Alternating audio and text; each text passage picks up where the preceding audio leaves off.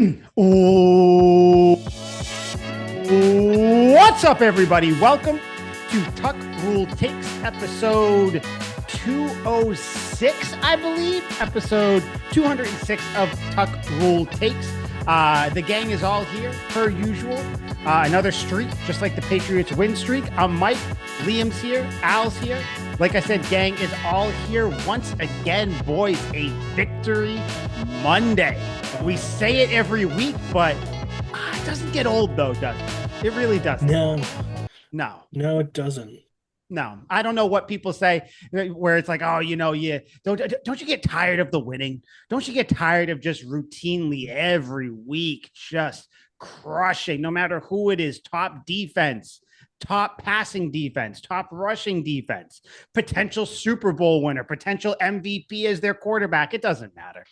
Patriots are running through the competition, but like I said, 206, gang's all here. We're talking about it. We got the Bucs game preview for a Thursday night football game against the Jets, which some news just came out about the Jets, about one of their star players will not be playing. So that game gets a little bit easier. Not that it needed to get any easier.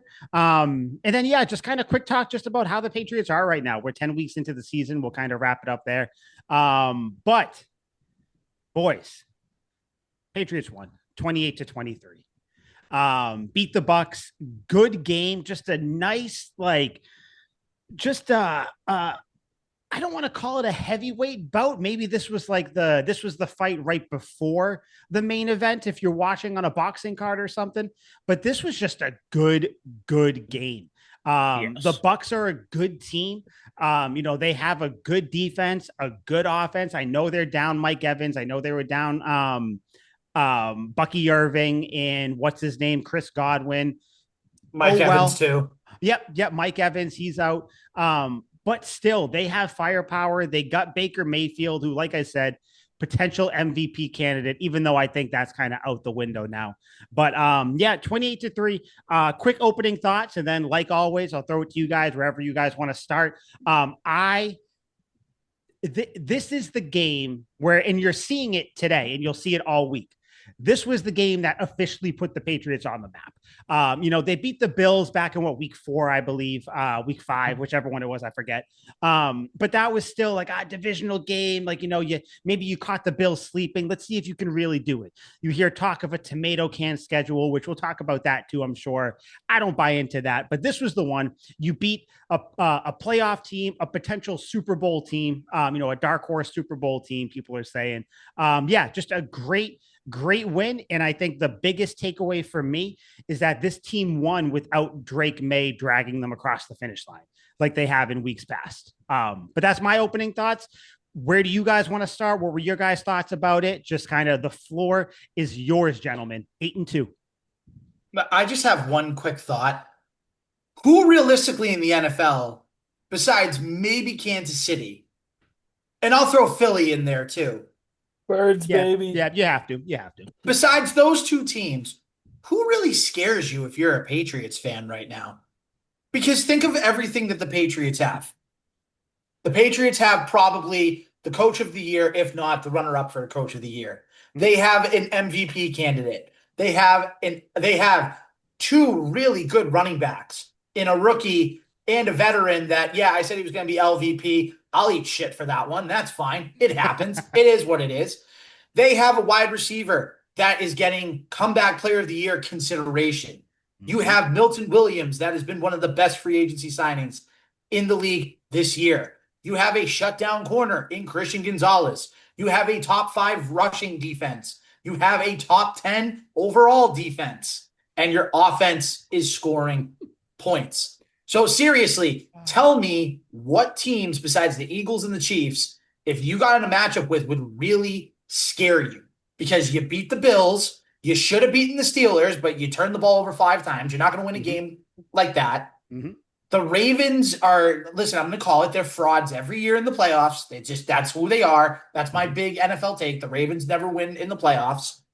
After that, who else is there really to worry about? There's the Colts, I know, but the Colts barely beat the Falcons. I know the Patriots barely beat them too, but the Patriots should have blown out the Falcons. Let's call it that like it is. If Drake May doesn't fumble twice, then the Patriots blow out the Falcons. The Colts had to beat the Falcons in overtime. That was whatever. I know I said it's going to be short, but of course I have to go into a monologue. But Yeah, the point is that this is how good this team is right now. They are 8-2. They have matched their win total from the last 2 seasons. And you're doing it with a much improved coaching staff. Imagine, and I know, like we appreciate what we have, but imagine if Gerard Mayo was still here with all those coaches. Imagine how different of a setting this would be. So thank God that Robert Kraft actually got this one right. Thank God Drake May has taken a step up, and thank God we are Patriots fans. And you know what? I'm just going to say it. And Liam, I know especially is going to be very happy when I say this next point. The Bills Super Bowl window is officially closed. Shut. Fucking right, baby. Done. It's over. It's over. Because the Patriots are now going to be legitimate contenders every year in the AFC East, as long as they keep drafting well and as long as they spend their money wisely. Right now, just enjoy the vibes, fellas. 8-2. 8-2. Nuts. Absolutely crazy. Is this how you guys feel when I go on my optimistic soliloquies? Because that was beautiful, Al. Yeah, a little jazzed up. I have never heard Al say, tell me, who are you afraid of in the NFL? Who can beat and to answer your question, Al, the Eagles. That would be the only team. And not just because they're the Eagles. I don't really know why. The Chiefs don't scare me. I know Mahomes is Mahomes, but he's not the Mahomes of old. He's kind of like the old dog that can play out a good game here and there. You said Steelers, no. Colts are fine, but I'm not going to give up the fact that Daniel Jones is still running that team, that offense. Right. I can't. I know Jonathan Taylor is who he is. He should probably win the MVP, but I just can't. Sauce Gardner, he's going to get cooked. I'm not worried about Sauce Gardner over there on the Colts. The Broncos are good, and they have a good defense, but they're not. Fine. But they're not. Fine. You know, their offense just looks so underwhelming. Yeah, it's like it's taken a nosedive. Come to Foxborough in January, in December or whatever, and let's see how Bo Nix looks when it's fucking cold up here, and Mike Vrabel and Steve Kerr's throwing. Yeah, I know, but let's see what it looks like when they got Cardi B up in the box, yelling at him. That's the intimidation factor. Yeah, but no, so I don't. You guys aren't scared of the Chargers? No, they're such pretenders, dude. Nah, not one bit. No. Okay. When I say this, by the way, I'm not saying that these teams aren't good. It's just going into it, I would feel very comfortable. I would be surprised if the Patriots lost. That's what it comes down to. But yeah, that's my response. But yeah, Liam, just game what Al said, go into it. Awesome game. Like entertainment value through the roof. It was good. And it had to have been a pretty good game if me and Al talked ourselves into a defeat all last week. We're like, we're 7-2. That's a really good record. If we lose a game 7-3, that is a very respectable record. We're reconciling with ourselves and the football gods. We're like, we understand we've had it good. If we were to lose this week, we understand because we went through our predictions many times. We've looked over this schedule at thirds, in eighths, in sixteenths, in other fractions that Al definitely knows that I don't. 32nd, 64th, 128th, et cetera, et cetera, et cetera. Ditto, yes. So broke it down by quarter. And we've broken it down, yes. And we have, this is a win, this is a loss. And when you start to get carried away and you go, oh geez, I got 7 wins in a row here. I got to toss them a loss. I got 14 wins here at the end of the year. What are we doing? 100%. You're like, I got to go back and divvy it up. I gotta be realistic about this. None of us would have thought they would be on a 7-game win streak at 8-2. Like the most delusional Mike wouldn't have said that. I had him at 11 wins, and I told you guys that was because I kind of went more optimistic. 10-7 was kind of where I thought they would be, that's what me and Liam had. That's what we got. That's what Liam. They're gonna blow that out of the water. Can we just play the game? Can we play the game for a second? Can we just whatever game you want, man? I'm so happy. Can we just play the schedule game for a second? Oh boy. Can we just play this? I have it right here. I already got it. So they're 8-2 right now. And just real quick, this doesn't have to be long. This can take 3 minutes.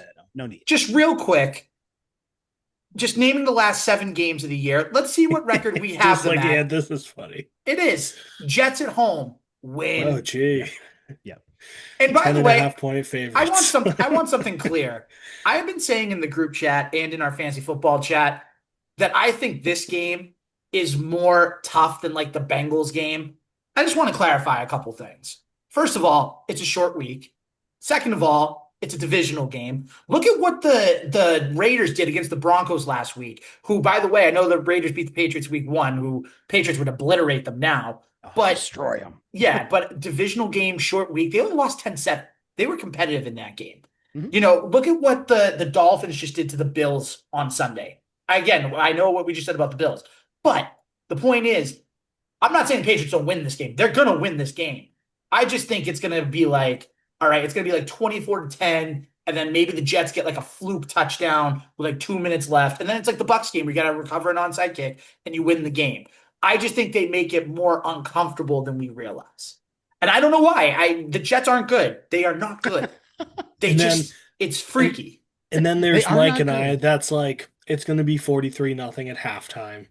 We're going to be going to bed. This will be 37 to like 17. And I hope it is. I sincerely hope it is. Garrett Wilson isn't playing. Come on. Again, I don't mind eating shit for this one if it happens. Yeah. Like, again, that's fine. Because we both happily ate shit on the Bucs game. I was like, they are going to lose this one. I know. Yeah, but see, that makes sense though. I think I even said it. I wasn't even going to give you guys any pushback because I could see that.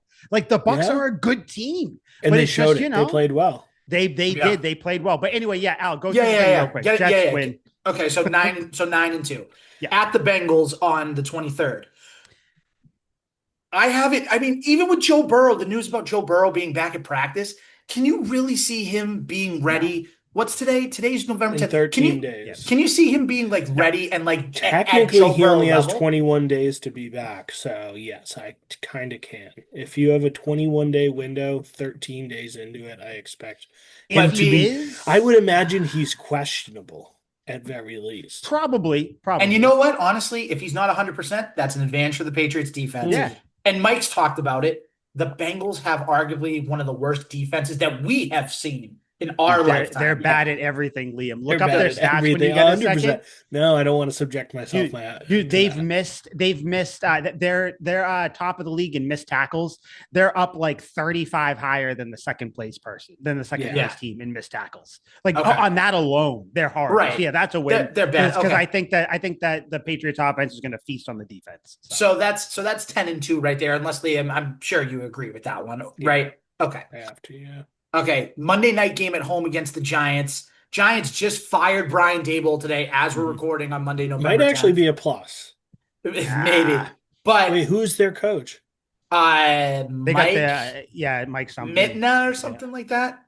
I don't know, but he's the offensive Jackson coordinator. Dart might not even be playing. He's got concussions. He's got like his 4th concussion. Like he's obviously concussions are serious, but like he's had a ton of like concussion protocols and stuff like that. No Cam Scattaboo. And can you tell me who their number 1 receiver is? Their actual number 1 receiver?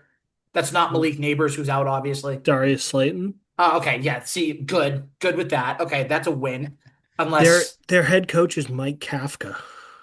Sorry. Okay. Do you know who that is? You were there. Heard the name. He was the former backup for the Eagles behind Michael Vick. He's the worst fucking player I've ever seen. Yeah, and as a coach, I bet he's terrible. I was just about to say the opposite. I was going to say the worst players are usually the best coaches and vice versa. Yeah. I guess like Zach Robinson, but like still. Yeah. So that's a win going into the bye, right? So what's that? So that's 11-2. So you're 11-2 going into the bye. Mm-hmm. Then you're home against the Bills. Now, I'm going to say this, and it's going to piss you guys off, but I want to have fun with this. I'm going to say they lose that game just to make it fun. Because you know why they might? Oh, wait, no. Keep going. Sorry. No. I was going to say, because they'll be 11-3, and they'll still have a game up in the standings because looking at the Bills' schedule, guys. The Bills' schedule is brutal. It's very tough. They have to that play game the might Bucs mean next nothing week. to the Bills because the Bills might be knocked out of the playoffs by the time they play the Patriots. They still have to play. They still have to play the Bucs. The Texans, they should win that game. But the Texans always play them tough, and their defense is really good. At the Steelers, Home against the Bengals. Joe Burrow might be fully healed by then. Then you play the Oh, Joe Burrow's Patriots. fully healed. Then you got to play the Browns, who that defense, I mean, everyone talks about their Yep. defense. Then they got to play the Birds, and then they got to play That's a loss. the Jets. So with that schedule, right? Even if you lost that game, and it's like, all right, you're down to 11 and Mhm. 3 now. Oh no, how the mighty have fallen. But then you have the Ravens on the road. Guys, That'll be tough. I'm not saying it won't be That'll That'll tough, be tough. That'll but be their toughest game, I think.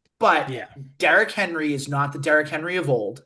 true. By the way, Mike Vrabel coached Derrick Henry while he was in Tennessee in his prime, so he Mhm. probably knows better than anybody the strengths and weaknesses of Derrick Henry. There really are no weaknesses of Derrick Henry. I don't think It's Mike just- Vrabel's just coming game in there with tackle. incredible insight. Like, Derrick Henry's really big. You have to tackle him to get him on the ground. I don't think he's coming in there with any Go low, but not mind-breaking too news. low because he'll jump over you. yeah. Don't go high because the stiff arm you. Like, Yeah, All right. 100%. Gang You have tackle. to hit what him do in the we- numbers. so what do with we want- 5 players. So what do we want to call that one? Do we want to call that one a loss, a win? What do we want to do? see, I I'd think be more I- inclined to call that one a loss than the Bills game. I think that would be a loss. I think the Bills game, I think that this week 14 bye breaks it up perfectly because it will Yeah. still be a long winning streak, but you have a week off. So it's not like, it's almost like not a loss, but it's like a week that you don't have to worry about. So like, even though it's a long winning streak, you have that time to kind of, rejuvenate and everything.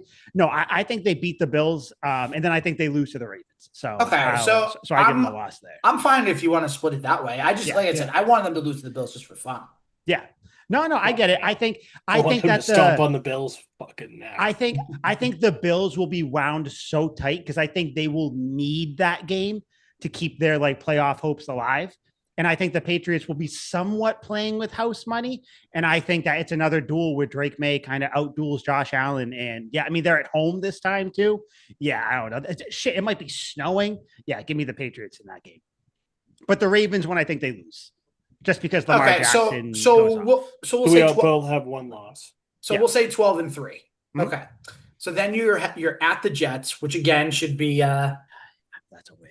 That's a W. win. Eat it. Jameis Winston. Let's go.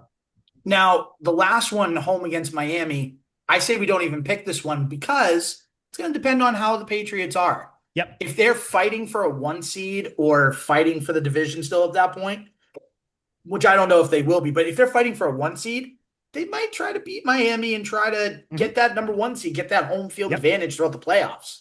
Also, even if they bench their starters, this is a game in Foxborough on January 4th. If you came to me tomorrow, Al, and said, hey, Liam, good buddy, good pal, good friend, who has the biggest calves and the sexiest jawline I've ever seen, I have free tickets to this Patriots Dolphins game on January 4th, I'd probably still say no because it's going to be frigid and terrible. Yep. And Yeah. those Dolphins players, backups, starters, or otherwise, are going to be like, fuck this. Mhm. Especially because they Yeah. have nothing to play for. But here's the thing. So just to wrap this up, because I do want to get into the actual Bucs game and then getting into the Jets game and everything too. We have them now that their floor is 13 wins. Nuts. That is Nuts. insane to think about. Now, granted, we're very That's optimistic. stupid. We're That's crazy. we're buying into it, everything and great. As we should, though. No, we should. Right. Mhm. Right. Like, even if they went 12 and 5, would you guys be that disappointed? No. No. Because you Even think worst case scenario. Like if they only won 2 more games, that means something catastrophic happened. Yeah. right. It has to be. Because if that happens, you're losing to either the Jets or the Dolphins. You're losing to the Bengals and the Giants, probably. Yeah. Like, yeah, something had to go right. Yeah. Like, I would say 11 wins is probably the floor. 13 might be the ceiling.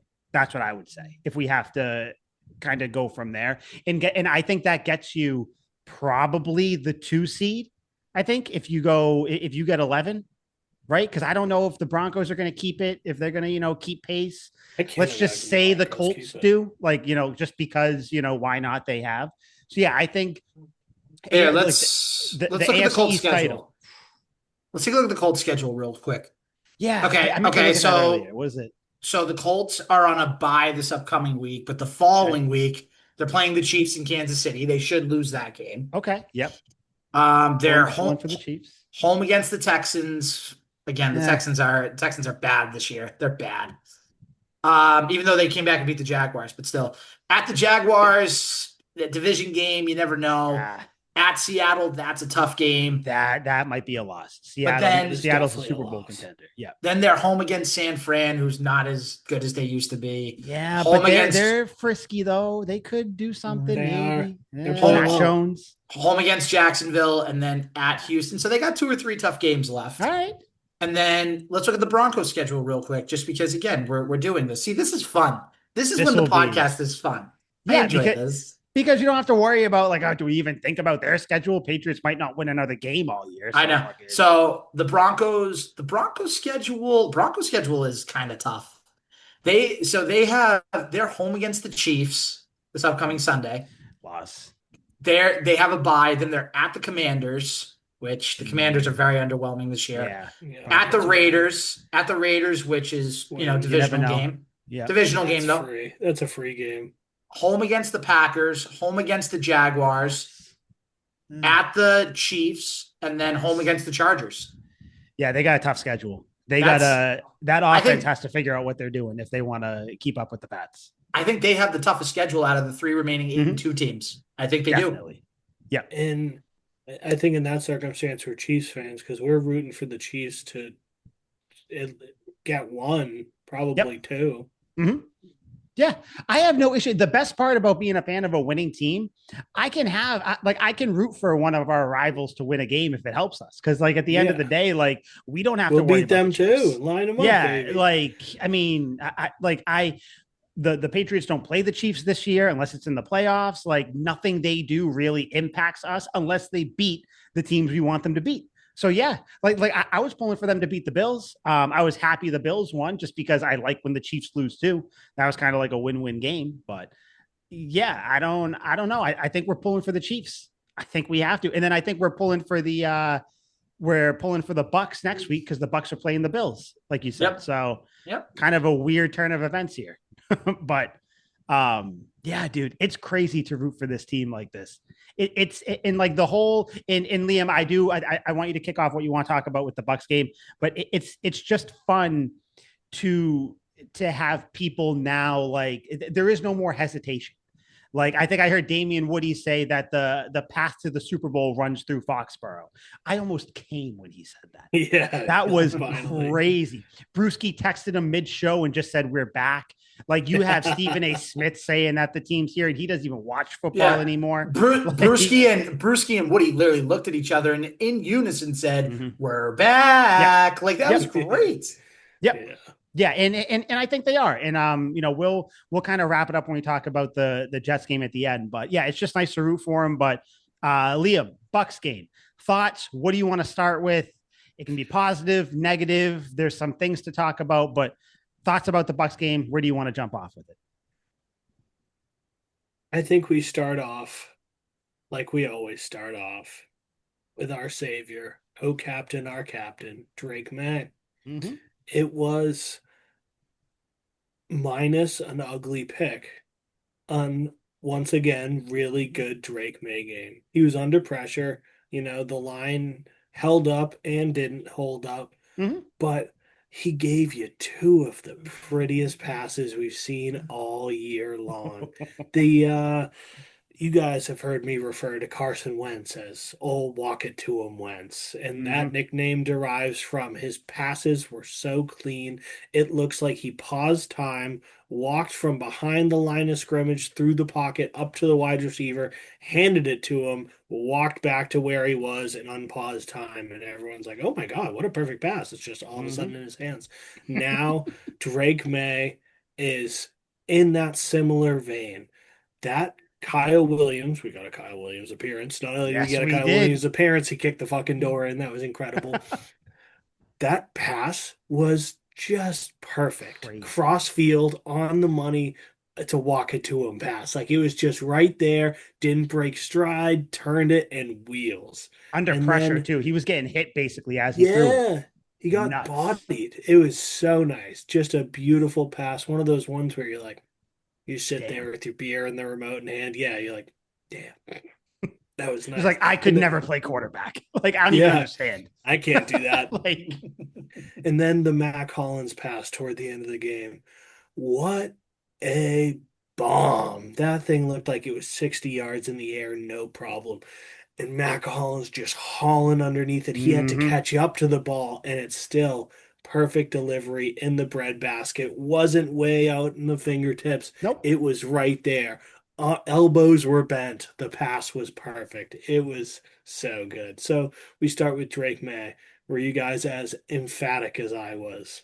Not just that, you're missing the other pass, the Stephon Diggs Oh, that 4th and 1 Oh, and before the half. the sack on the play call, the sack on the pass. Oh yeah, Like, oh my we'll get God. into that whole sequence in a second. But yeah, the Drake May pass there, it was just this was one of those games, and like you said, there was the interception. Can't do that. Horrible pick. But I'm sorry if you want to come, if you want to go somewhere to listen to people harp on the negative, you got to listen to somewhere else because I feel like we're not going to do that today. No. Bad pick. We all understand. Good play by the defender, though. By the way, he peeled off a Hunter Henry, dove, picked off He's a May in baller. the corner of the end zone, whatever. But yeah, I loved it. Al, I didn't mean to cut you off. That Diggs play was fucking awesome. I just had to bring it up. But yeah, what do you No, think? the Diggs play was great. Listen, another great game by Drake May. He's now the MVP leader on DraftKings at plus Mhm. 250. I still don't think he's going to win or should win. I don't think he will. I don't I think don't so think he either. will. But people are recognizing on a national Yes, stage which just is how good awesome. he is. That's all that Un- matters. Yeah. Unfortunately for him, Matt Stafford is on a generational run. He Yes. has 4 touchdown passes Love Matty in Staff. each of his last 3 games. Yeah. No picks since week 2. He's just balling. Yeah. So I'm fine with that. So I'll say this. Again, another great game by Drake May. I'm going to bring up 2 small negatives. Very small. Get them out of the Yeah. way. Why not? Team's so good. Bring up the negatives. Just you have to. You got to We can deal with it. You have to. The interception late in the game. I mean, listen, Drake May is great. Drake May is going to make mistakes. I get that. I don't love the fact that 3 weeks in a row he's had at least 1 turnover, and especially a pick. I just don't love that. I don't.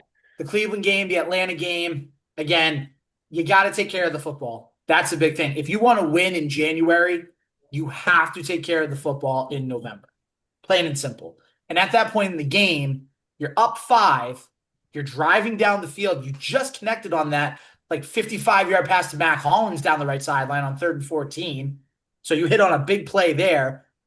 At worst, you have a chip shot field goal to go up 8, and then the Bucs have to go down with little time left, score and get a 2-point conversion. Mm-hmm. But instead, you put them in a position to drive down and win the game.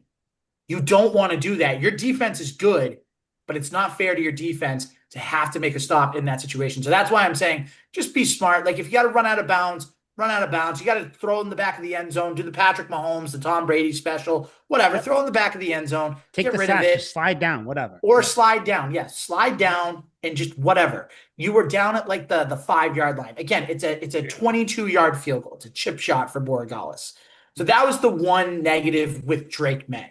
And I really don't know what he was looking at there, because if the corner didn't pick it, Antoine Winfield was behind him and had a step on Mac Hollins that he was going to get it or break it up. So just trying to do too much. And I think May even said as much. He's like, I either got to put it high and outside where only Mac can get it, or just eat it, which I mean, that's like you said, Al, he's going to make these mistakes. This was the first one because like the pick in the Falcons game, miscommunication, whether it was on Hunter Henry or Drake May, it was a miscommunication. So like, I can't quite fault that. This was like one of the few just poor decisions he's had this season. Like he hasn't had that many. Like if you think some of his picks, like fumbles to me aren't bad decisions. That's just bad, ball handling. This was a bad decision. But yeah, I mean, I don't know, man. When you're hot, you're hot.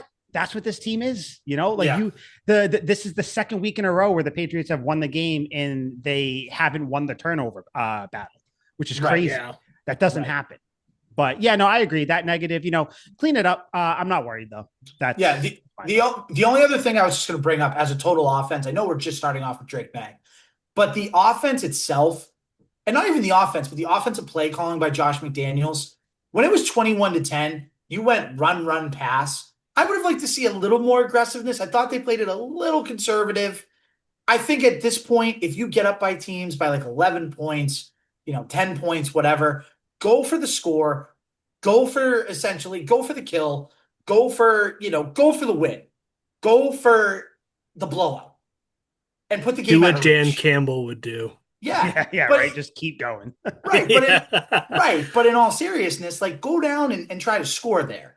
I don't know. That's again, I'm nitpicking, and I know I'm nitpicking, but these are things that when you play these teams that we're talking about, the Chiefs and the Ravens in the playoffs, whatever, you're gonna need to. If you're gonna get up on them, you got to get up on them, and you have to play mistake-free football, and you have to be aggressive, just like the Patriots were for the most part in that game, and the coaches were for the most part in that game aggressive. Keep being aggressive. That's it. Just keep it simple. Be aggressive, be smart, get up big when you can.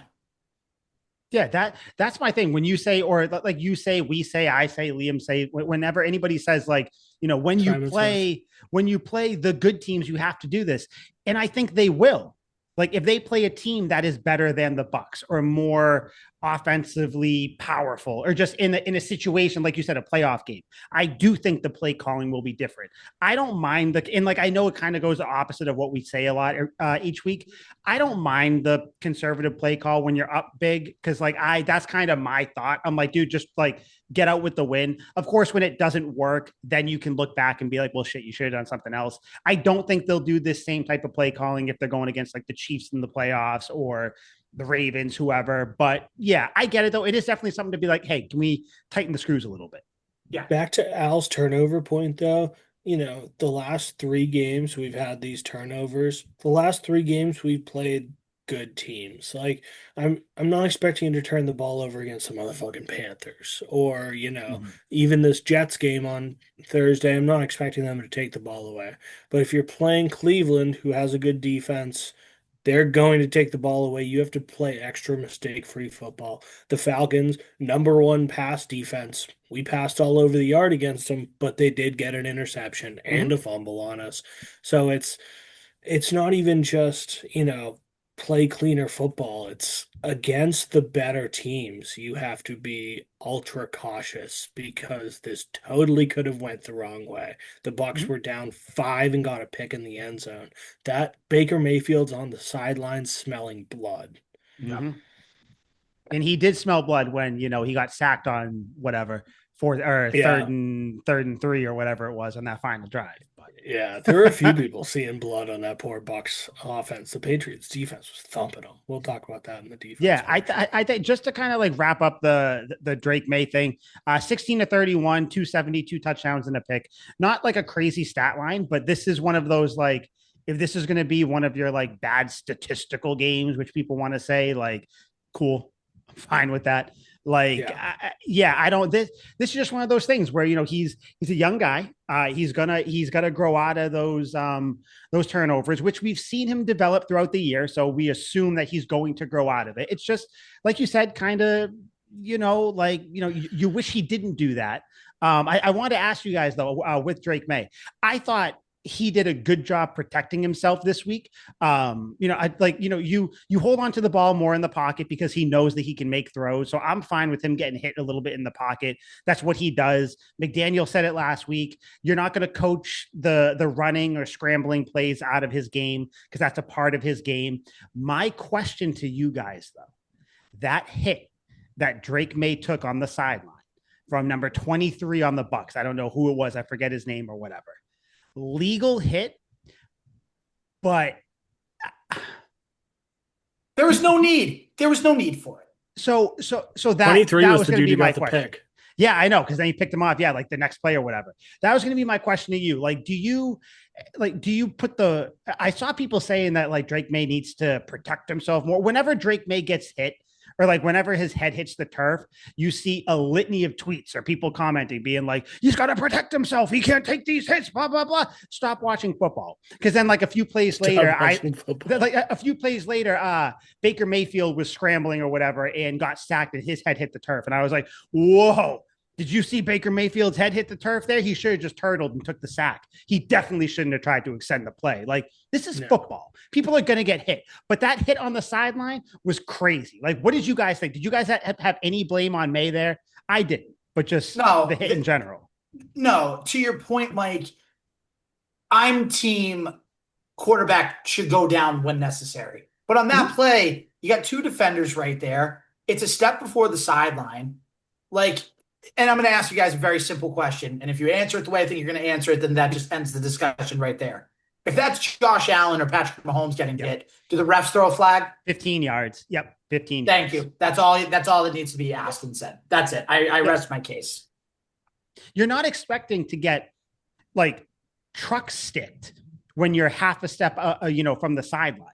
You know what I mean? Like he was already being tackled anyways. So, like, it's just something where, like, you just, as a quarterback, that's not in your head. Like, if he's in the middle of the field, yeah, go down. You don't want to get hit by a safety coming in and getting ready to like Chancellor you or something like that. But like, Right. yeah, that was just like a hit that a lot of defenders don't do because you are probably going to get flagged, but they didn't because he's not one of the star quarterbacks yet. Probably next year he gets that flag, I would say.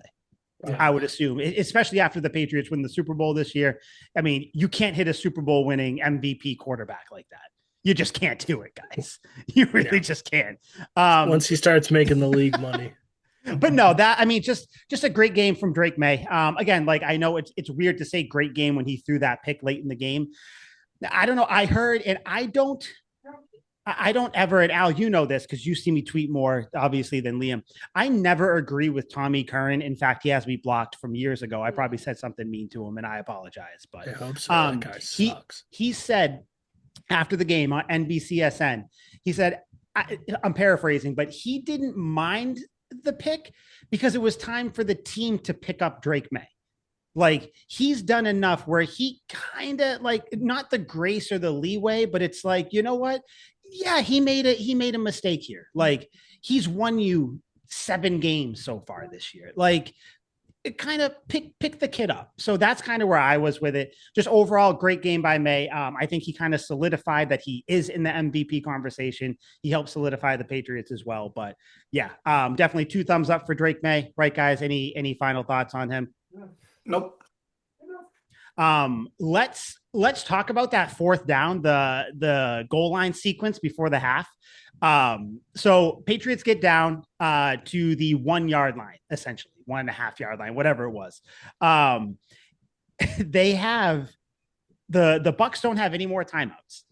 So what do they do? The first play, Drake May does some weird muddle huddle QB sneak just to start the clock and just like waste time.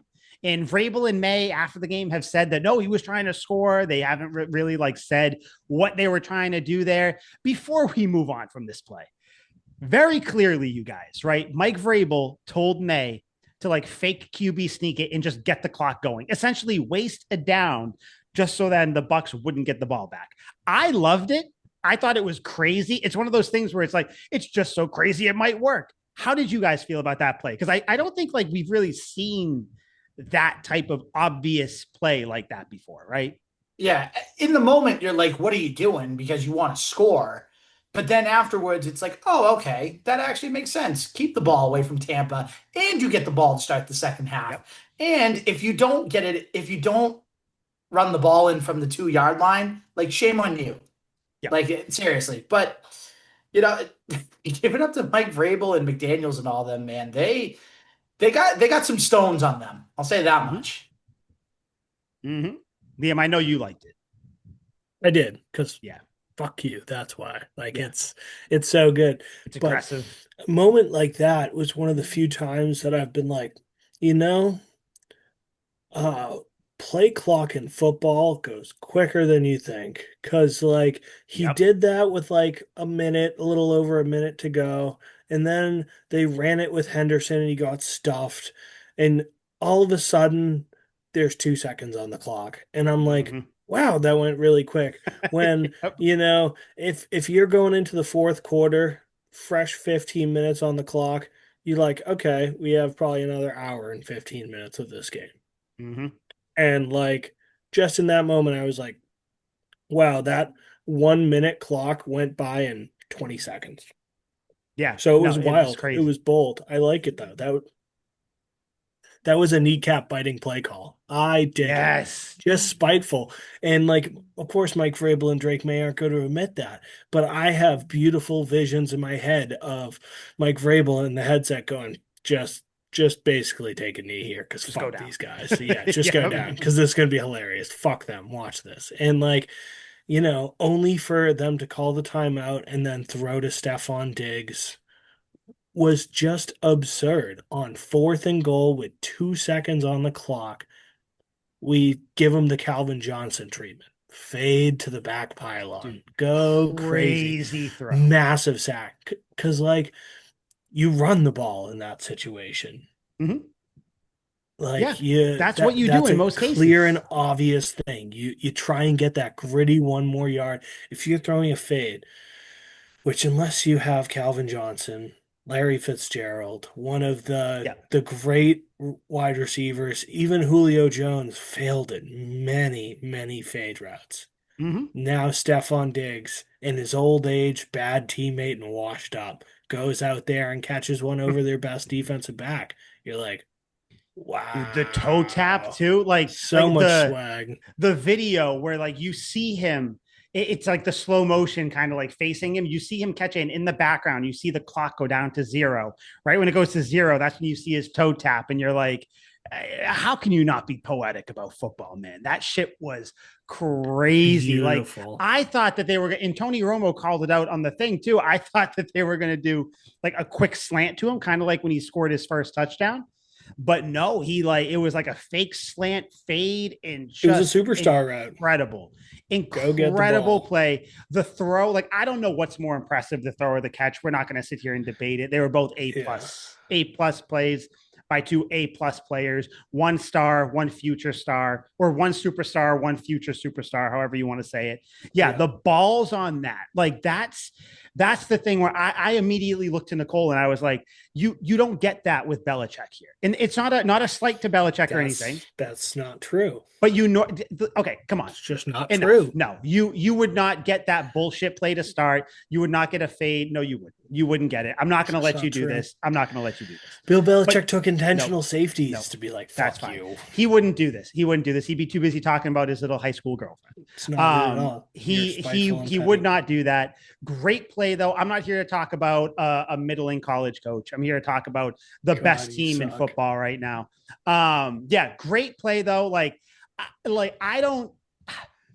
We're to the point though where I expected that to go well. That entire goal line sequence though, right? Like, was I alone in that? Did you guys kind of like, even with how risky and how crazy it was, did you feel like it was going to work out though in the Patriots' favor still? Because I did.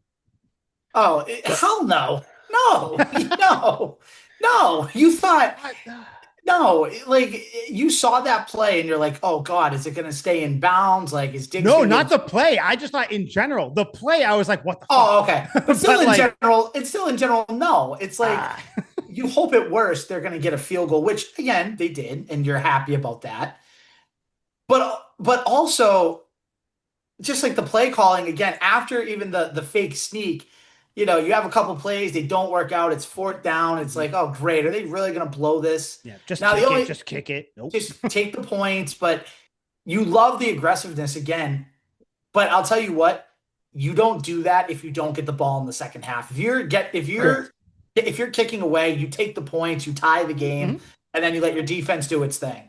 But the fact that they were getting the ball out of the second half, I think that allowed them to be a little more aggressive, a little more Mhm. gutsy, and it worked out. So that's all that matters. 100%, 100%. Liam, what was your confidence level with this whole entire sequence?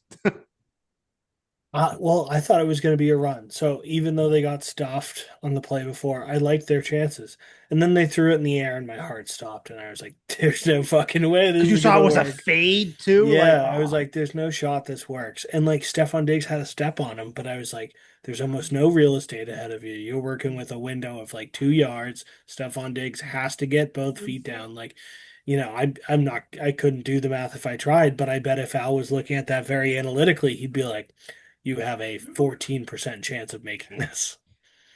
and that's optimistic. But Yeah. they did it though. They made it, and yeah, that was one of those things where you're kind of watching it and you're like, no fucking way he caught that, right? And then like you saw like the defender wasn't saying that he was out, like you didn't see anybody really arguing it. So I was like, I think maybe he got both feet down. And he did, of course. And of course, you all did it, do the whole celebration, Stephon Diggs, hand over the nose, everything.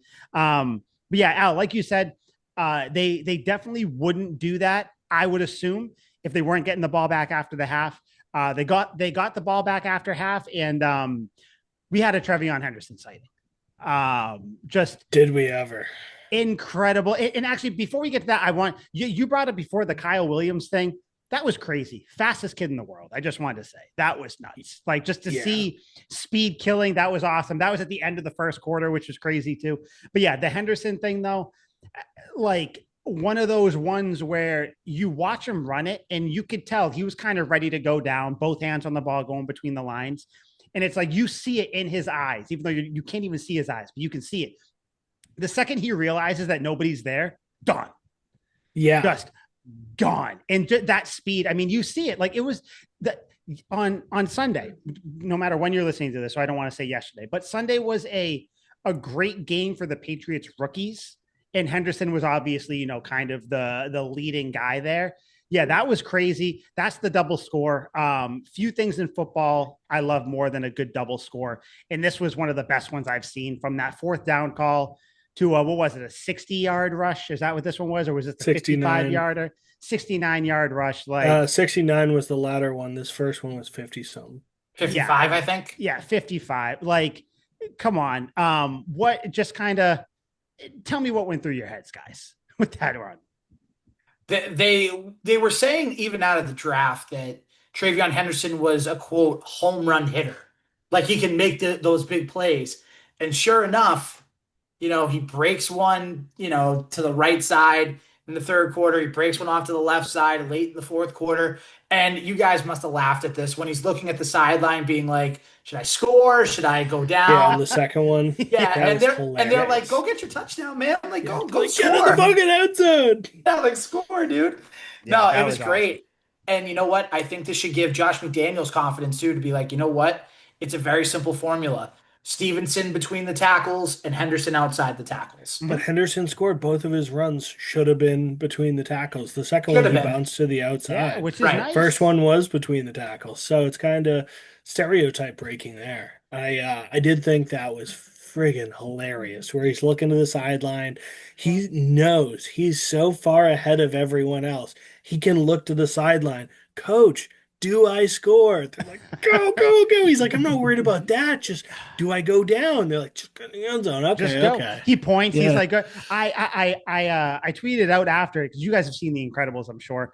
Yeah. Yeah. Where Dash is running in the race, and he looks Yeah, up to yeah, his yeah. parent, to his family, and they're like, go, go, and he starts to go too fast. Like, oh no, slow down. So he slows down too much. Then they're like, no, go. They're like, make it a close second. Make it a close second. That's literally what it was. It was like a man amongst men. I mean, a man amongst boys. He's like, I'm so fast. Like, let me look over 50 yards away to the sideline and point. Like, do you want me to? I can do what you want. Do you want me to go down Yeah. here? Like, I can run to the corner. I can run out of bounds. What do you want me to do? Yeah. So He's like, yeah, I that can was awesome. slow down to a stop right now and still start running and hit the end zone. Can you imagine being the defender and seeing him do that, and like you're just helpless because you can't catch up to him? You're like, you son of a bitch. Like, I just cannot get to you. Yeah, that was awesome, man. Henderson, great game. 14 carries, a buck 47, 2 touchdowns. Yeah, the game sealing one, which we were just talking about. And then the double score, which is great. Yeah, just a great game. I hope that he's involved more. He will probably be the starter again in Thursday, because I don't think Stevenson's going to be playing, but I think the things that make his first two or his first big game incredible was that pointing to the end zone, being indecisive at the end of his run. But for the first one, and I'm sure you guys saw this as well, you summed it up perfectly, Mike. He ducks his shoulders, expecting to hit contact going through the middle, and then gets through on the other side, and he's like, no one's Whoa. here.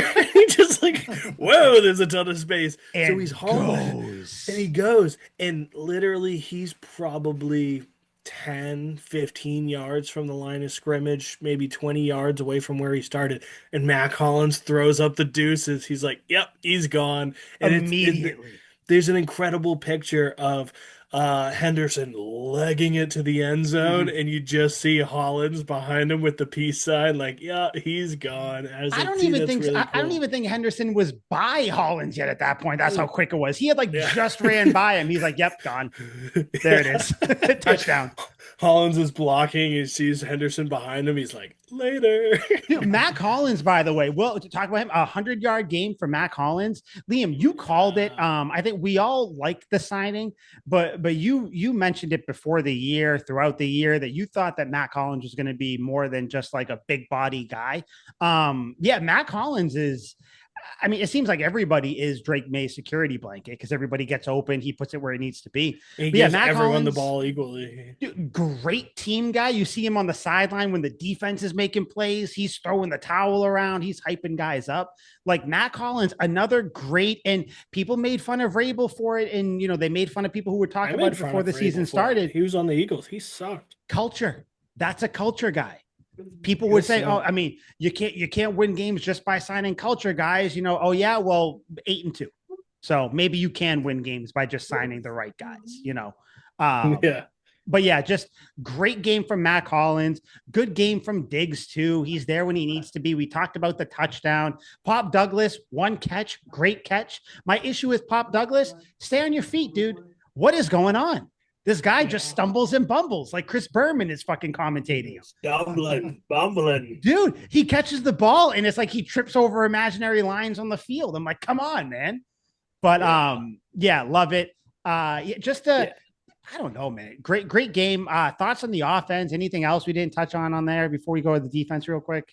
I did Just want to say, like, the Mac Hollins thing, dude, he averaged 17.7 yards per reception, six Stupid. catches for 106 yards. That's a fucking lot of yardage. Stupid. That's crazy, dude. and then just shout out to Kyle Williams making his first big play as a rookie. It's great to And actually see him involved. did he get a snap after that? He might have. Um, I don't think he did anything, which is crazy. Like, hey, No, let he me didn't just do it. He has one catch for 72 let yards. me just and rip off a I'm going to 72 level yard with you. touchdown real quick. I didn't see him the rest of the game. I don't think he was on the field. I have no idea. That's why I asked. I think I believe I remember seeing him maybe, but I don't know. Like I'm not really looking for like the guys I'm looking for are more like I want to see how Will Campbell looks, where's Diggs on a third down or something. Like Kyle Williams, I already saw enough of you. Put you in bubble wrap till next game. But Yeah. yeah, I don't know. I'm pretty sure he did play, but yeah, he was just the one catch, like you said, one catch, 72 yards and a touchdown. Clock in, clock out. That's it. Crazy. Good for him though. I'm happy that he got a that he was a part of the game plan at least for that one play. A lot of things could have went wrong. He could have bobbled it. He could have ran the wrong route, but he ran the right route and everything. Pass got to him, but yeah, incredible. Yeah, I got nothing else really on the offense. Terrell Jennings, I guess, might be out for Thursday. So, I mean, then when it looked like Henderson was going to be out, I didn't know who the Patriots were going to have at running back. I know they had Dearness Johnson, but yeah, maybe they should have signed a running back or traded for a running back, but I'm not going to do revisionist history. I think Stevenson will be back in time. So, yeah. Defense, though, they gave up a touchdown on the first drive, which when that happened, I was like, good, we got him right where we want him, guys. this is how we win. It was the uncut gems Adam Sandler gift. You're at like a football party on a Sunday. Everyone's over. The Bucs score on the first drive. Mike's like, and everyone's like, you we have got money it, on guys. the Bucs? Yeah. Count it. Everyone thinks Mike has money on the Bucs. He's like, no, fuck no. I hate the Bucs. I think they're gonna lose by a ton. No, but yeah, defense still gave up that drive. I mean, the thing is with the Patriots offense, you kind of assume that they're going to be in the game, even if the Pats do give up a score on that first drive. So it's not the end of the world. You kind of wish it wouldn't happen, but it is what it is. I want to shout out Charles Woodson, our what was he? 4th round pick, if I remember correctly. Craig Woodson. What did I say? Charles. I was gonna say Charles Woodson, a legend himself. that's how Yeah, he I was played. gonna say, I love him. What did he He do? he had some good. He had a couple good hits. He had a pass breakup on K Dotton on the sideline. I think it was K Dotton there. But then he also had a hard hit on K Dotton late in the Oh game, my knocked the God. ball out. Like That he's was doing a well. brutal hit, dude. Dude, you needed that because I think he might have caught that. I know Yeah. Hawkins was in the area too, but And yeah, just a Spillane good almost game. got a pick off of Oh, that, dude, but I would have.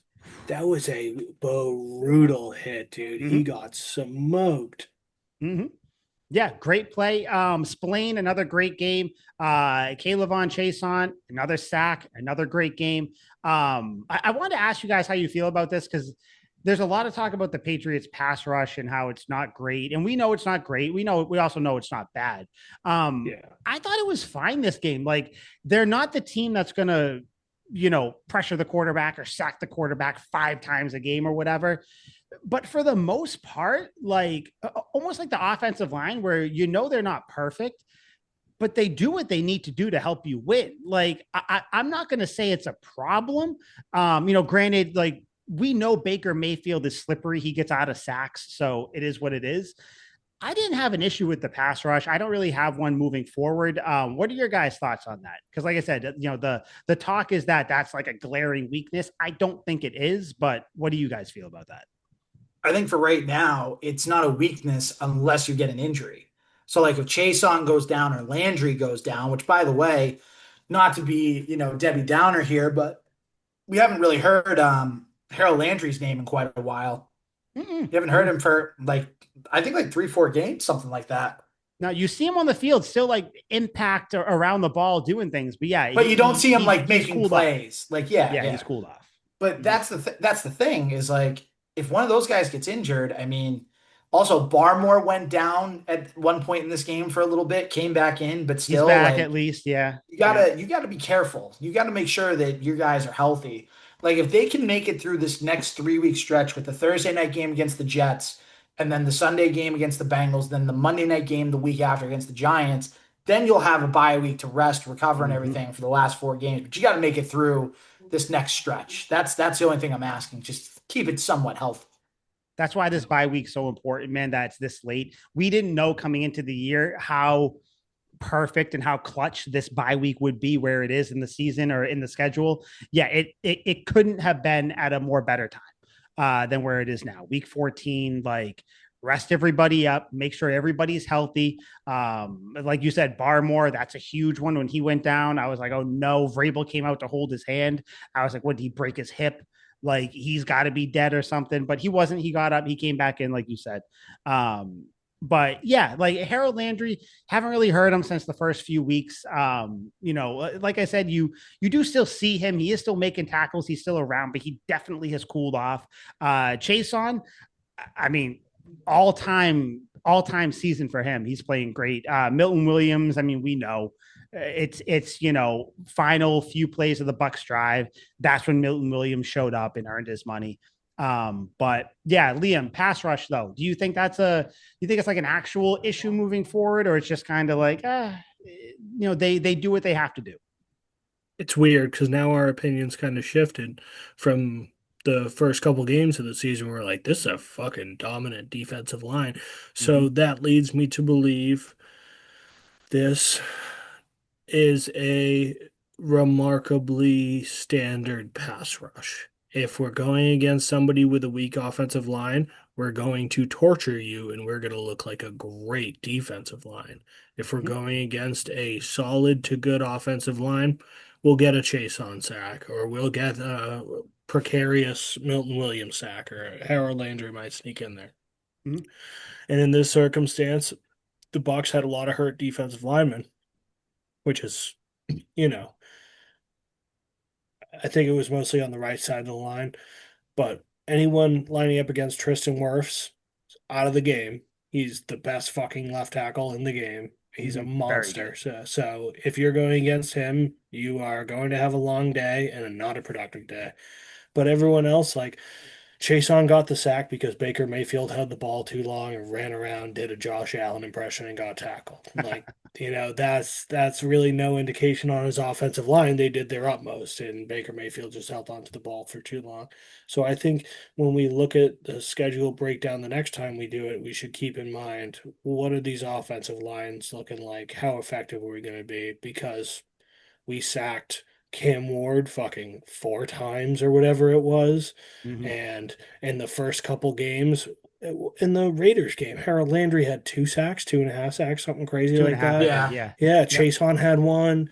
And like we were getting all these crazy sack numbers in the first couple games of the season, and then you realize they were playing pretty shit offensive lines. Mhm. And even when you played the Steelers, which was it's a middle of the road offensive line. We weren't as effective in that game as we were in all the Nothing. other ones. The Panthers game, Bryce Young was in hell because that offensive line blows. So Mhm. like it's it's something to worth watching going forward. Who's got a good offensive line? Who doesn't? I would say the Bills don't, so they're gonna be fucked. Like Josh Allen will run around, but we could still get him. Yeah. You look at some of the other ones, like the Jets' offensive line isn't great. That should be easy Mhm. and whatnot. But yeah, I just think they can rise to the occasion against a bad offensive line, and then they'll get the occasional pressure. Milton Williams was trying like a motherfucker out there. He Oh, jumped he to was swat so many close. Uh-huh. passes. He was Yep. so close to breaking up a third down. He's just, if he knows he's not getting there, he's sitting it back and watching and trying to swat a pass. Like the dude's awesome. He tries so fucking hard. And Barmore again, he's no sacks, but absurd amount of quarterback pressures. Oh And yeah. it's like he's playing the role. He's just setting up Milton Williams for the sack. Mhm.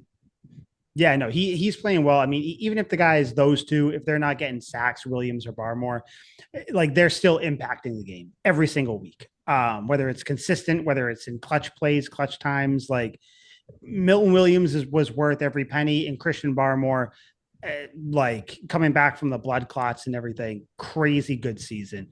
What are your guys' thoughts on Carlton Davis? I'm glad you brought this up because this Yeah. was going to be my next topic of conversation. Yeah, kind of lay it out because I'm just underwhelmed. That's Yeah, all. I don't want to overreact. My instinct is to come in here and bang the table and say this guy blows. Mm-hmm. But Yep. cooler heads will prevail. I'm not going to say he's fucking awful, but he can't keep a baby in a hot car. He just Mhm. seems like he doesn't have it. We're paying him an awful lot of money to give up a touchdown to Drake Touchdown. London last week, who, I guess Marcus Jones gave up 2, and we still love Marcus Jones last week, so you can't say a whole lot there, but he gave up 2 this week against Tez Johnson. Set the last touchdown that the Bucs scored was just an incredible play by Baker Mayfield. Like that was a monster throw, That so was I good. don't even really fault him for that. But Mhm. the fact of the matter is you gave up 2 touchdowns. You gave up one the week before, and you've clearly been the weak spot here. And let's also say Christian Gonzalez hasn't been as locked down as he was last year. He did have that hamstring injury, which will probably linger the whole fucking season, even though we haven't heard about it in weeks. But that pass interference call from him, super blatant pass interference, really dumb. Like, Yep. you got caught with your hand in the cookie jar, buddy. That was a pretty quick pee-pee slap there because that was pretty dumb against their number Mhm. one receiver. And it's not like he really held Ibuka to not a lot of yards because I had Ibuka and I was playing Al in fantasy, and Al knows I fucking killed him with Ibuka. He had 6 for Huge. 115 in a tub. So Mhm.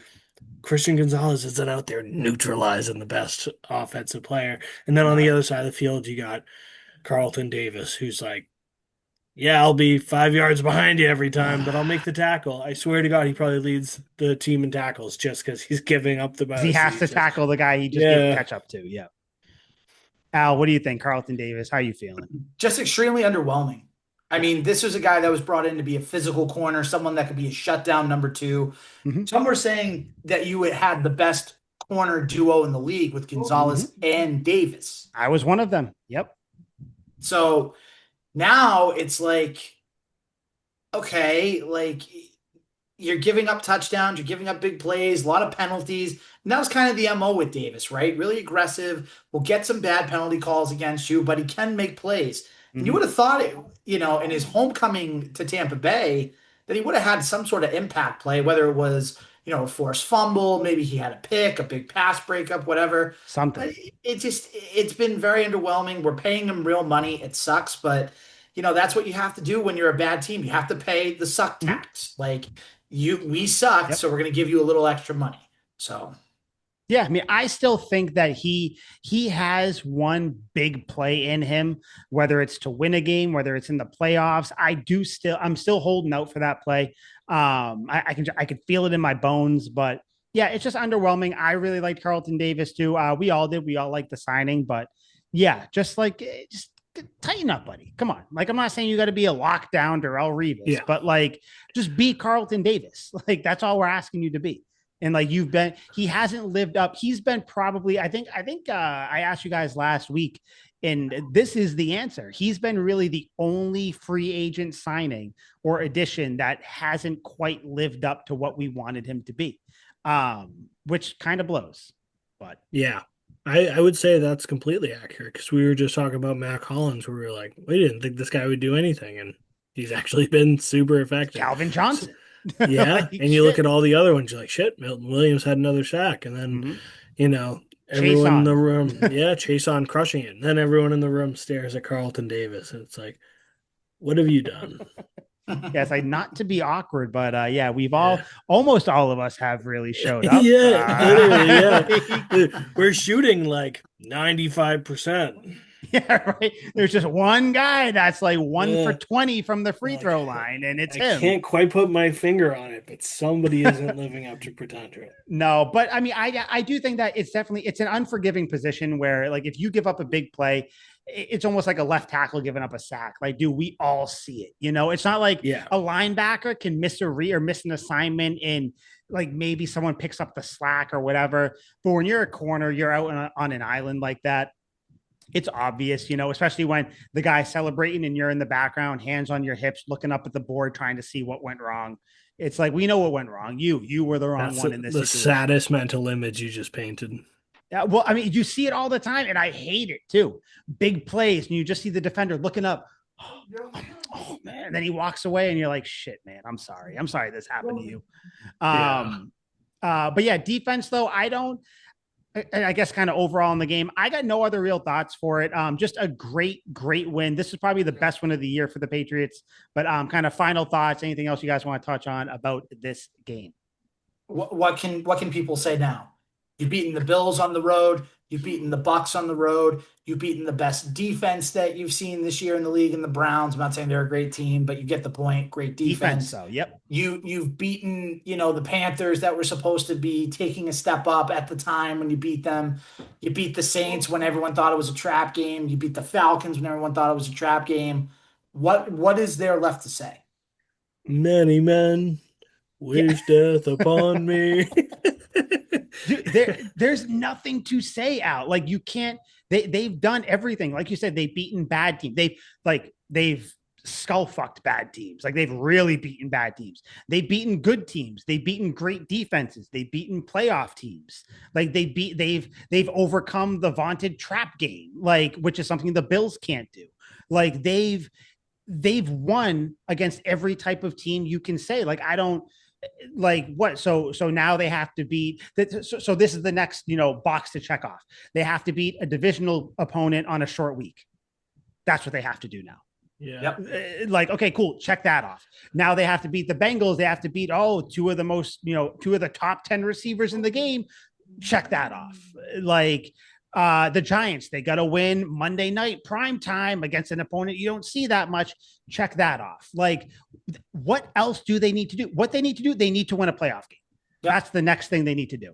For people who are really paying attention, let all the Stephen A's and whoever else, the Cam Newtons who just will not believe in the Patriots no matter what happens, like let them do yeah, they beat the Bucs, but the Bucs were injured. They beat the Bills, but divisional game, you just caught them slipping or whatever. Like, yeah, you beat the Browns, but you didn't really play that well until the end and blah, blah, blah. Myles Garrett, 5 sacks. Like everybody else can make excuses. Anybody watching this team understands how good they are.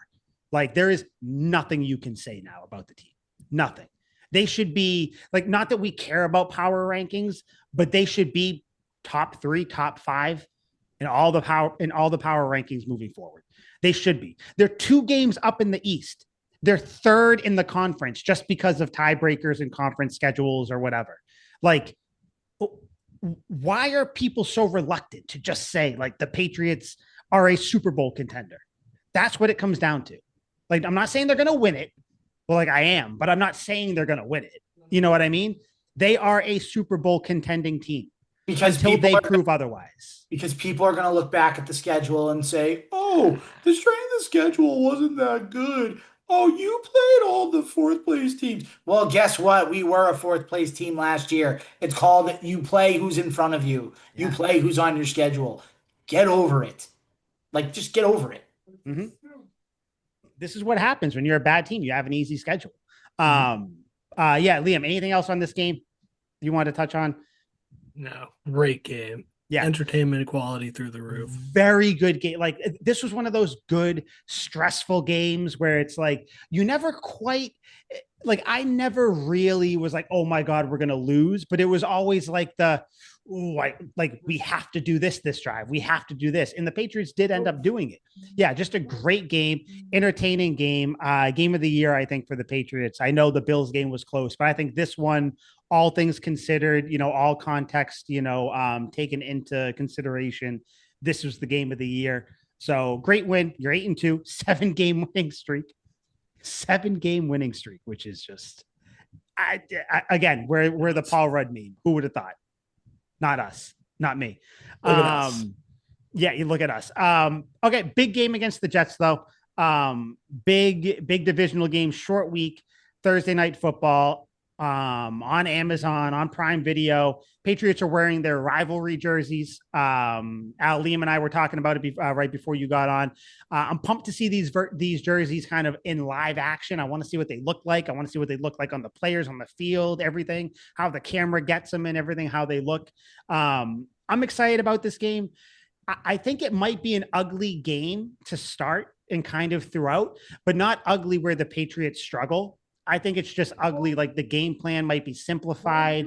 Like, I don't think anything's going to be wildly impressive because I don't think the Jets are a wildly impressive team. So none of the plays the Patriots have are going to look that great because the competition is basically they're going against a JV team. Garrett Wilson is out. They traded away Sauce Gardner. Breece Hall's the only guy there. The Jets won last week, and Justin Fields didn't even throw for 100 yards. I think he threw for like 58 yards or something crazy. Yeah. 54. Like, yeah, like there is not a world where the Patriots should lose. I think this is a 3-score win. But I do think that it is fun for Patriots fans and Patriots fans only. This will be one of those you see people online during the game saying, God, they got to get rid of Thursday night football because this game's horrible, but it's going to be good for us. So yes. What do you guys think about this game? How do you think it's going to go? I think it should be a dick kicking. Like, it should. I want to agree with Al because as a gambling man, the outcome is usually not what everyone expects. And I would say most people expect this to be a dick kicking, but I hate to say it because I love Justin Fields. This team sucks, dog. This team blows. And yeah, if they have no Garrett Wilson, like, not that they pass the ball anyway, so it's not like that really matters. There, he finished with 54 yards last week. Yeah, 54, and Breece Hall had a 42-yard pass for a touchdown. Oh And my like, God. so before then he had 12 yards, and that was what he finished with. Like, the numbers are comically bad, which again sucks because I love Justin Fields, but that's really tough. I can't see this being anything other than a dick kicking. Like, I would have pointed to the defense and been like, Quentin Williams is a good player. Now he sucks. He's the worst fucking player I've ever seen. Yep. And like, he's just terrible. It's crazy. Overnight, he goes from being a super, super, super solid player to just dog shit. It's incredible. And Sauce Gardner, who's like actually hasn't been good the last 2 years, but on name alone, people still respect him. And now both of them are gone. This team has Jack, and I don't see how this isn't a dick kicking. Like if we kicked the doors off the Panthers, the Browns, who are a better team than this team, if we blew out the Titans and all these other teams that are bad, we have to blow this team out. I'm getting Yep. like Thanksgiving 2012 from Yep. this. Yep. Yeah, this should be a blowout. But Al, I know you, like you said, you've been saying that this game might not go the exact way people think. Now, officially, give how you think this game is going to go. I think the Patriots win this game. 6-7. Oh God, please. Can you mute him real quick, please? God, I hate that. Can you mute him? I just know we are too old to be diving into the 6-7. When he was about to say the score, I was like 6-7. Oh my gosh. I wish it was like just real quick sidebar. You guys have heard of the Section 10 podcast. I'm sure, Mike, I'm sure you've heard of it. Section 10 with Yeah. Jared Carabas and all them Red Sox podcast. Whenever someone says or does something dumb, Carabas has the ability to like put them in what's called a suspension. And basically they can't talk for like 45 seconds to a minute. Like there's a feature where you can do that. I wish we could have done that with Liam right there. I really wish we could have Next done time, that. I got you. I got you. I appreciate it. No, I think they win this game, and you know what? After talking more and thinking about it more, I don't think it's still going to be a blowout, but I think they win by like 14 to 17 points, something like that. So I do think that there is, it's an easy win. But I think, like you said too, Mike, I think in the beginning it's going to be a little ugly. Maybe the Jets get up early with like a field goal, but then the Patriots just take command. So yeah. It's like the Jets go up 3-0 and they're held scoreless for the rest of the game. right. Like something like that, where I help me if I'm wrong, guys. I just don't see a path for the Jets. Like I don't even if Justin Fields runs like escapes on so many third downs and whatever, like I don't see a path where the Patriots just don't score, even if it's a shootout.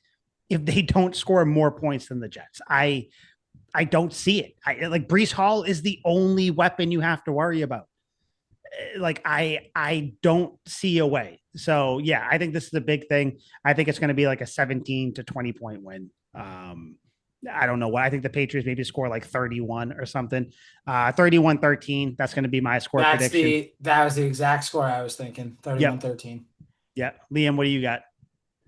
I already gave my soliloquy. I think it's going to be a dick kick. Just whatever that happens to be. Yeah, whatever quantifies dick kicking in your own mind, it'll check that box. But I did want to say, Mike pointed this out, and it was Mike's victory to claim. Our Tuck Rule Takes bet of last week did hit. Yes, we are now a collective 2-7. There we go. It's good. We're chipping away. No, we're chipping away. There's still plenty of time. So yeah, Al's 1-3, Mike's 1-1, you boys 0-3. All right. Well, you know what, Liam? I think. By the way, Jets talk. Do we have to? This is going to be a boring episode next week. The only thing you have to worry about is Brees Hall. That's it. And the Patriots are great against the run.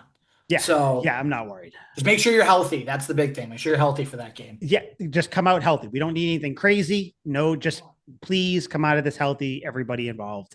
What is our Tuck Rule Takes bet of the week, though? Liam, I have a suggestion. Yeah. Okay. Al, what's yours? Because Liam, I'm with what you were saying before. I think. Yes. Al, what's yours? Just take the spread. Take whatever the spread is. That's what Liam and I were kind of throwing around before. So the spread is 11.5. It's up to 11.5 now. Yeah. I say take it, guys. I think they're going to be up by 2 touchdowns. I was going to say, hold on. Before that, let me look at DK real quick. I just want to see what they put up for it. I'm looking at DK. Oh, you're looking at DK? I'm surprised they went up. So I say we juice it and go alternate line, Patriots minus 13.5 to win by 2 scores. Seems like we're all in agreement. It's only plus 105 because they know it's a lock. Yeah. Or if you guys are feeling really crazy, we can bet them to win by 27 and it's plus 500. Okay. I mean, I think it's going to be crazy. I just don't think that. I think the Patriots are just going to get bored. To win by 20 is plus 200. I'll go 13.5. That's the highest. Yeah, I'll the go. 13.5 is 13 I fine. like and a that. half. We could I like do that. 13 and a half parlayed with No, Patriots don't go first with half. parlay. No, no. No, if you want to parlay it and get it up a little bit, Okay. Team Mm, total is 26 and a half. Do we think they score 27 total points? they should. yeah, How yeah, I think so. how about Drake May like a passing touchdown? Just like add a little juice.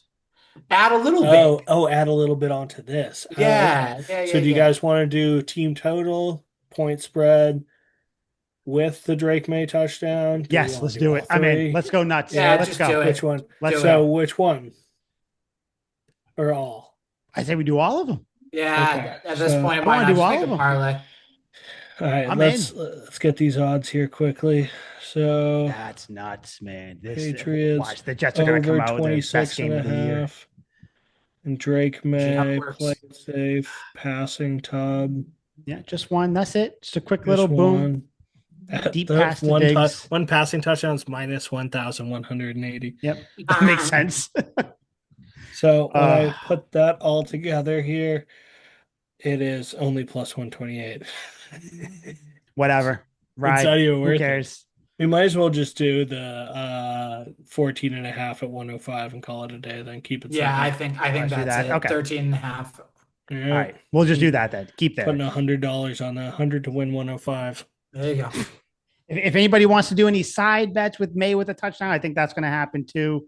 I Yeah. might do the Patriots at the half, Patriots in the game. Like I might end up doing that too, but Yeah. we'll see. Half We'll see. game, team total, just hit it all. Yeah, I would say do all When of you it see a because the dick Jets are. kicking in your microscope, you go and hammer that dick kick. Yeah, might as well because I don't think that I think this might be the last one for the next few weeks where I think you can really say like hit just the over on everything.